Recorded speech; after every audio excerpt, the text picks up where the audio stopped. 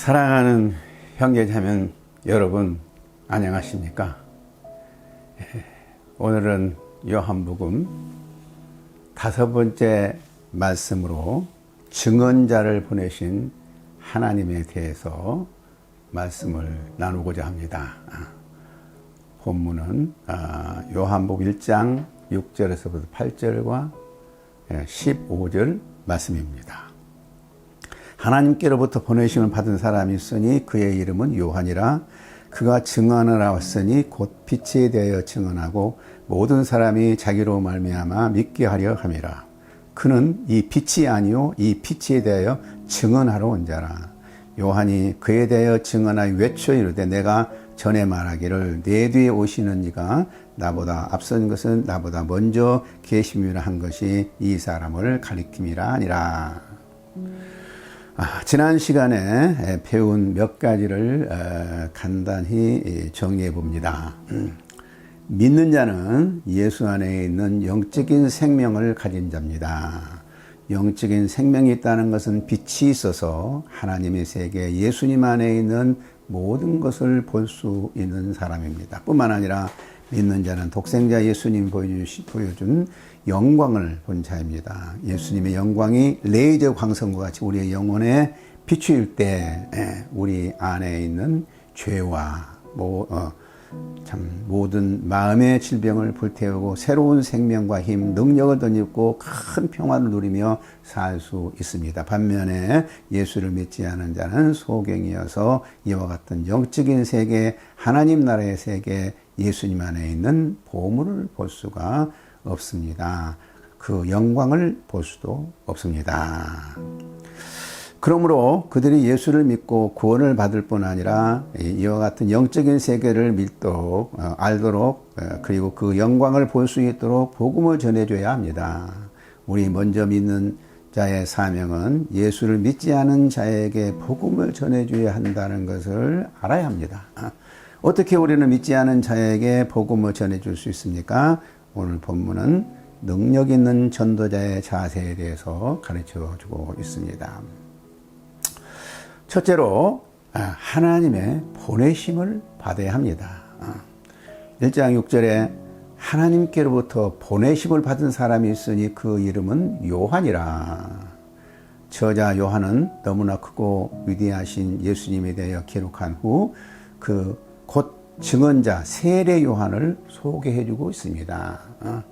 그는 하나님의 보내심을 받았습니다. 일찍이 이사야는 우리의 참 왕이신 메시아가 오시기 전에 그 길을 예비할 자를 보내실 것을 예언하셨습니다. 요한복음 1장 23절에 보면 이르되 나는 선지자 이사야의 말과 같이 주의 길을 곧게 하려고 광야에서 외치는 자의 소리로라 하니라.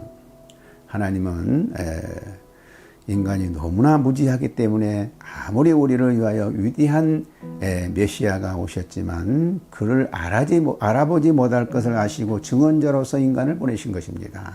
본문에서 증언이라는 말이 4번이나 반복됩니다. 물론 증언자로서 천사를 보낼 수 있었겠지만 사람을 보내셨다는 것은 우리가 예수님을 받아들이기 쉽도록 하기 위함이었을 것입니다. 오늘날에도 하나님은 모든 사람이 예수를 믿도록 하기 위하여 증언자를 보내십니다. 세례요한같이 특별히 하나님의 보내심을 받은 것은 아니지만 넓은 의미에서 모든 그리스도인들은 믿지 않는 사람들이 예수를 믿도록 보내심을 받은 것입니다.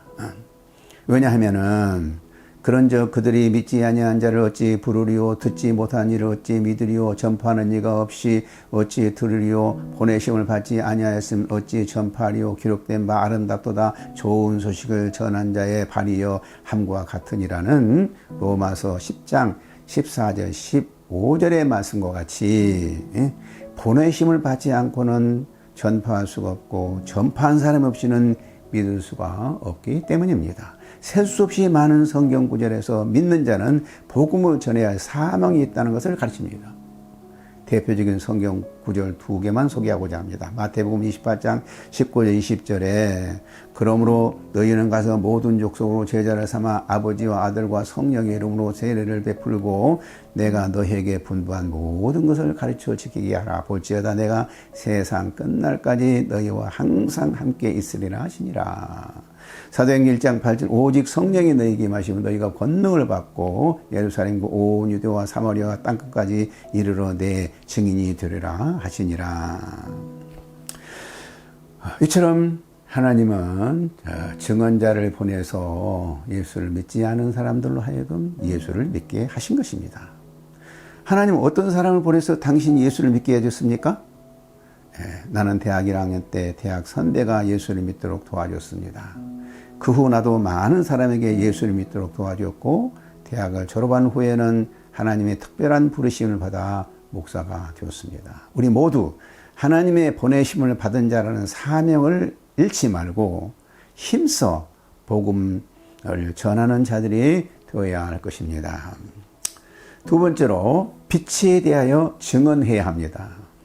7절 말씀 보면 그가 증언하러 왔으니 곧 빛에 대하여 증언하고 15절 말씀 보면 요한이 그에 대하여 증언하여 외쳐가로되 하나님은 세례 요한을 빛 곧 예수님에 대한 증인으로 보내셨다고 했습니다.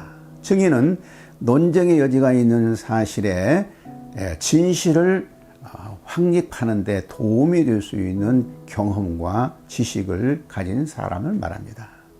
세례 요한은 세례를 베풀 때 그가 예수님을 만남으로 놀라운 증인이 되는데 필요한 경험을 하게 되었습니다. 요한복음 1장 34절 33절 34절에 보면 나도 그를 알지 못하였으나 나를 보내어 물로 세례를 베풀라 하신 그이가 나에게 말씀하시되 성령이 내려서 누구 위에 머무르는 것을 보거든 그가 곧 성령으로 세례를 베푸는 인 줄을 알라 하셨기에 내가 보고 그가 하나님의 아들이심을 증거하였노라 하니라. 하나님은 오실 분에 대하여 미리 요한에게 말씀하셨습니다. 그리고 예수님이 바로 그분이심을 알리기 위하여 표적을 주셨습니다. 그때부터 요한은 죽임을 당할 때까지 충실하게 예수님을 증거했습니다. 그는 바른 증인으로서 삶 때문에 죽음까지 당하게 되었습니다. 조나단 에드는 로버트 에버크럼비라는 목사 안수식에서 설교할 때 요한복음 5장 35절의 말씀을 설교 본문으로 택했습니다. 요한은 켜서 비추이는 등불이라 너희가 한때 그 빛의 증거에 있기를 원하였거니와 에드워드는 복음에 대한 충실한 증인에게는 열정이 불타고 빛을 비추어줘야 한다고 하는 점을 강조했습니다. 세례 요한은 이 두 가지를 모두 가지고 있었고 이 점에서 그는 우리에게 훌륭한 본보기가 되었습니다. 우리가 예수님의 증인이 되기 위해서는 먼저 예수님에 대한 분명한 경험이 있어야 합니다. 예수님을 개인적으로 아는 분명한 경험이 없이는 열정을 가지고 예수님을 증거할 수가 없습니다. 많은 그리스도인들이 예수님을 믿음으로 영적인 진리를 체험했지만은 그 은혜를 잊고 삽니다. 그래서 열정을 잊어버렸기 때문에 증거자로서 능력 있는 삶을 살지 못하고 있습니다. 다시 한번 그 은혜를 회복함으로 열정이 넘치고 빛을 비춰내는 능력 있는 증인이 될 수 있기를 바랍니다. 그 은혜를 회복하기 위하여 성령의 능력을 덧입어야 합니다. 성령이 임하실 때 능력을 받고 증인이 될 수 있다고 사도행전 1장 8절에서 말씀하고 있습니다. 마지막으로 증언의 목적은 믿게 하는 것입니다. 7절 말씀 그가 증언하여 왔으니 그 빛에 대해 증언하고 모든 사람이 자기로 말미암아 믿게 하려 함이라.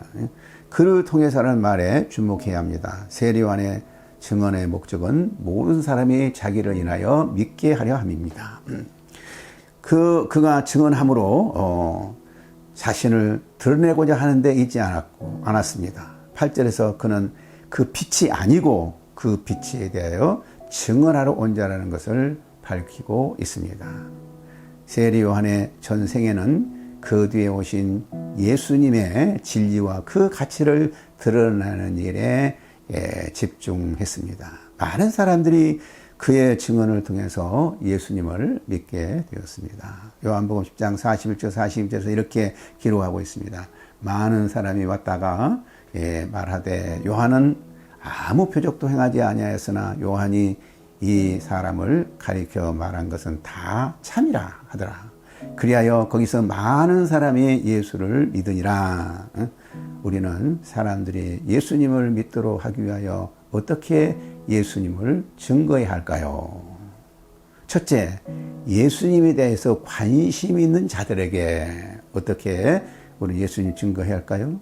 그들에게는 예수님이 누구신가를 명확히 설명해 줄 수 있어야 합니다. 그러기 위하여 우리는 평소에 예수님이 누구신가를 늘 배우고 예수님에 대하여 지식이 자라가야 합니다. 교회는 예수님에 대하여 더 많이 더 알고 싶고 예수님을 알기 위하여 모인 사람이 많은 곳이라고 생각됩니다. 그러나 교회가 예수님을 잘 가르쳐 주지 못하여 영적인 갈증을 느끼는 사람이 많아지고 있습니다. 그들은 믿음이 확실하지 않고 믿음이 자라지 못해 영적인 충만한 기쁨을 누리지 못합니다. 그것을 견디지 못하면 교회를 등지고 떠나게 됩니다. 그래서 소위 가난한 성도들이 많아진 것이 아닌가 생각합니다. 어떤 통계를 보니 전체 그리스도인들 가운데 가난한 성도가 20%를 넘는다는 기록을 본 적이 있습니다. 교회가 가장 힘써야 할 일은 예수님이 누구신가를 잘 가르치고 복음의 깊은 비밀을 깨달아서 성도들의 신앙이 무럭무럭 자라도록 돕는 일입니다.